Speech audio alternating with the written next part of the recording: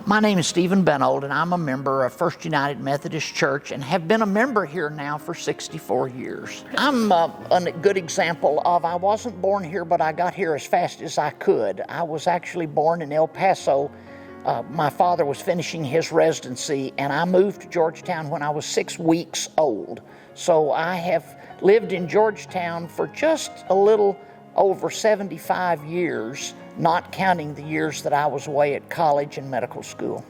When I was a boy, there basically were two Sunday school classes in the church. There was a men's class that was taught by Dr. John Godby, who was a chemistry professor at Southwestern, and there was a women's Sunday school class that was called the Home Builders class. And about that time in the 1960s, the young adults of the church decided that they needed their own Sunday school class, and that's when the Pathfinders class was started, and their teacher was Dr. Burr Clifford. When my wife and I came back to Georgetown in 1978, there was only one new young adult class, which was the Contemporary Forum, which is still an ongoing class here at the church. And it was huge because by this time, Dr. Godby had retired from teaching his class. And the Home Builders class still met, but it was about 8 elderly women. And so the Contemporary Forum was a huge class. It probably had 60 or 70 people on Sunday morning. And so a group of young adults said, we would sort of like to split off, and they formed a class called the Cross Sections class. Later, the cross-section class sort of dissolved and a new class called Koinonia began. It's about every 10 to 15 years, you have a group of young adults who don't quite fit in a class with 40 and 50-year-old adults, and they want another class. And so in 1988, you thought I'd never get around to the Discovery class. In 1988, 4 couples came and visited with me, and they were young adults, and the Koinonia class was getting to have kids in high school, and they said, would you teach us, would you start a new Sunday school class for young adults? And so that's how Discovery class got started. And so after we started the class and just said the class exists, we pretty quickly had young adults, as soon as they joined the church, found out about that class and started attending. And I've been teaching now for 35 years. From the very beginning, we were very missions-oriented, and the Discovery class has been involved in mission outreach almost from the very beginning. I don't remember the real early years, but after 10 years, they threw a nice party for me, and one of the things they did was they set up the Benold Mission Fund, which is still a fund here at the church to be used on mission projects.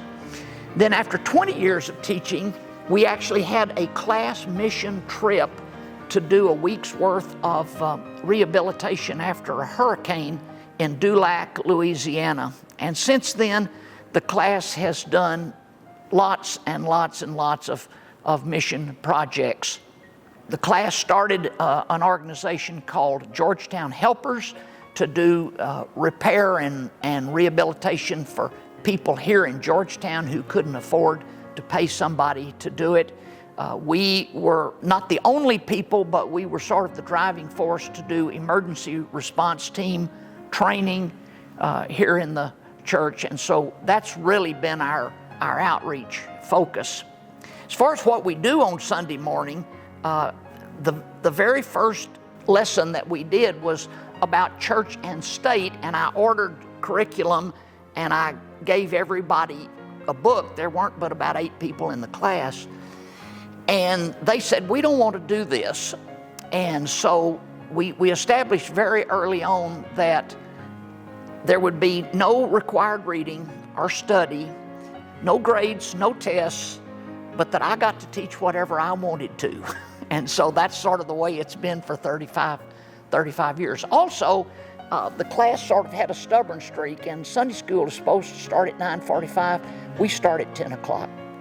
Well, the biggest change, of course, is that at the first they called us the fertility class because we had so many ladies that were pregnant and having babies, and now we're the grandparents class because nearly everybody in the class now has grandchildren. That's the biggest change. The other thing, of course, is that we've grown. We probably have 100 people on the roll, and we have average Sunday attendance of 50 people. So that has been a change. As far as the curriculum and what we do, really not much has changed. We have class parties, which we've always done, and of course all the mission projects. That has been going. That's an ongoing thing.